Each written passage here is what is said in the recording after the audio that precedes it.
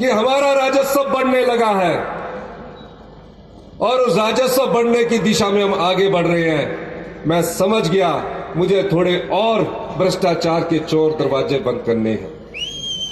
1 महीने बाद मंत्रिमंडल का विस्तार हुआ। मंत्रिमंडल के विस्तार के समय भारतीय जनता पार्टी के लोग बार बार कह रहे थे कि पहली गारंटी में कहा है ओल्ड पेंशन स्कीम देंगे, सरकार का खजाना खाली है, कहां से देंगे। उन्हें यह नहीं पता था कि आप 5 साल सोए रहे और जनता का पैसा लुटाते रहे। मैंने उस जनता के पैसे लुटने वालों के दरवाजे बंद कर दिए हैं। लहर नहीं ललकार है, और जैसे ही हमारी पहली कैबिनेट का विस्तार हुआ, हमने पहली ही कैबिनेट में 1,36,000 सरकारी कर्मचारी और अधिकारियों को ओपीएस देके नवाजा, ओल्ड पेंशन स्कीम देके नवाजा।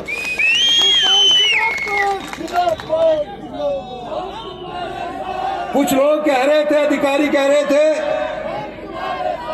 आप क्यों इसको पहली कैबिनेट में दे रहे हैं, आपका चुनाव तो 2027 में होना है। हमने कहा हम चुनाव के मद्देनजर के लिए सत्ता में नहीं आए हैं। 40 साल बाद अगर हम सत्ता में आए हैं तो मैं भी एक कर्मचारी का बेटा हूं। मैं जानता हूं कि बुढ़ापे में अगर उसका कोई सहारा है तो ओल्ड पेंशन ही है।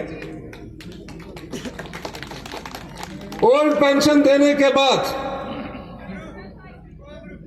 अभी 4 महीने ही बीते थे हमारी सरकार के। दूसरी सबसे बड़ी चुनौती हमारे सामने आई। पूरे प्रदेश में इतनी अत्यधिक बारिश हुई, कई घर बह गए, कई सड़कें टूट गई, कई जगह बिजली की खंभे उखड़ गए, हर जगह तबाही का मंजर था। पूरे प्रदेश से मुझे फोन आ रहे थे कि मेरा घर बह गया, मैं कहां रहूंगा, मैं कहां रहूंगी। पूरे प्रदेश में इतनी अत्यधिक बारिश मैंने अपने जीवन काल में भी नहीं देखी और आपने भी इतनी अत्यधिक बारिश अपने जीवन काल में नहीं देखी। 75,000 टूरिस्ट कुल्लू जिला में फंस गए। कुल्लू पूरे प्रदेश में, हिमाचल प्रदेश से अलग थलग पड़ गया। 15,000 गाड़ियां फंस गई। पूरे देश से मुझे फोन आने लगे, एम्बेसडर से फोन आने लगे कि हमारे नागरिकों की सुरक्षा कीजिए।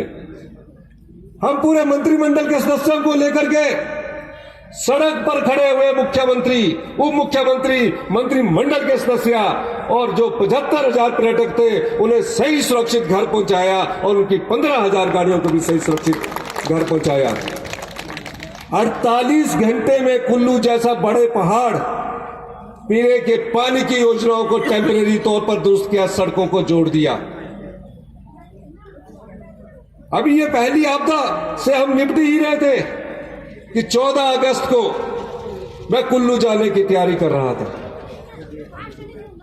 मुझे पता लगा शिमला के शिवबोड़ी में एक बहुत ज्यादा भूस्खलन हुआ है, 22 लोग उसमें दब गए। पूरे प्रदेश से मुझे खबरें आ रही, मेरे साथ कर्नल धनीराम शांडिल जी आए कि सोलन में भी एक परिवार के 7 लोग दब गए। एक ही दिन में आपदा से ऐसा पहले कभी जीवन में नहीं हुआ। 51 लोगों की मौत हुई।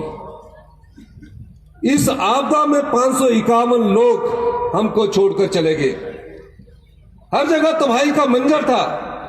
भारतीय जनता पार्टी वाले बार बार बयान देकर यह सवाल कर रहे थे, आपदा प्रभावित परिवारों को कैसे राहत पहुंचाई जाए। हमने बार बार कहा कि हमें भी स्पेशल रिलीफ पैकेज मिलना चाहिए। पूरे जिलों में मैं घूमा, कांगड़ा क्या, शिमला क्या, मंडी क्या, कुल्लू क्या, सोलन क्या, बिलासपुर क्या, सब जगह मैं खुद गया। सुबह जाता था, शाम को अधिकारियों की बैठक लेता था। ऐसी भयंकर आपदा हमने पहले कभी नहीं देखी थी।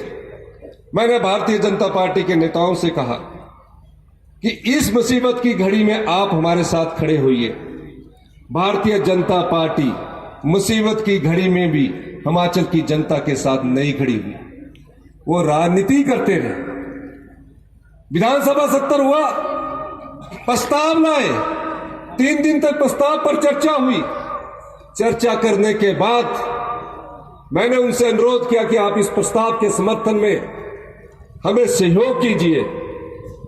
वो चुपचाप बैठे रहे और प्रस्ताव के समर्थन में नहीं खड़े हुए।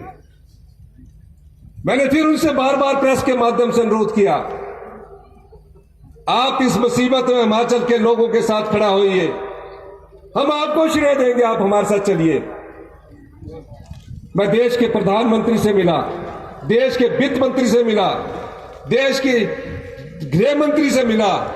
मैं प्रार्थना करता रहा कि गुजरात की तर्ज पर, उत्तराखंड की तर्ज पर आप हमें हमारी मदद कीजिए। हमारी एक ना सुनी।